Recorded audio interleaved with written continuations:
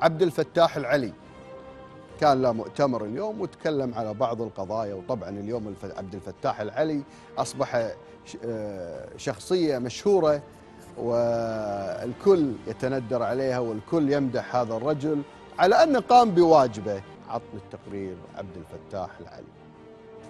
من الآن فما صاعد ما راح يكون في مكان في الكويت لأي شخص مخالف لقانون المرور. من الآن فما صاعد إجراءات حازمة جدا.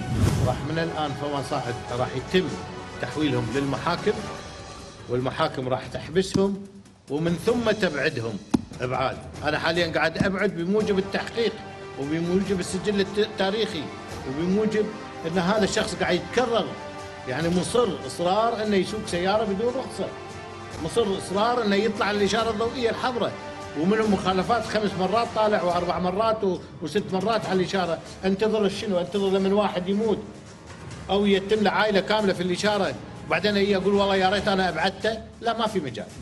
فالاجراءات القادمه هي صارمه، وان راح يبين ابعاد مع السجن. اما بالنسبه حق الكويتيين راح يصير لهم حجز المركبه 3 اشهر وحجز الشخص شهر. لو اي واحد او اي وحده فيكم تطلع على كتف الطريق، خل تروح تطق على الكمبيوتر النت وتشوف بنفس الوقت المخالفه نزلت عليه.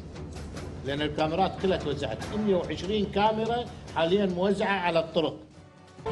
الله يهداك يا عبد الفتاح، انا اخترعت عشان تمر الدوريه ما اطوف عنها، مالي مسلم. تخرع عبد الفتاح انت سجن وطق، هم المعامله زينه بعد، كلها سجن وطق سجن وطق سجن وطق.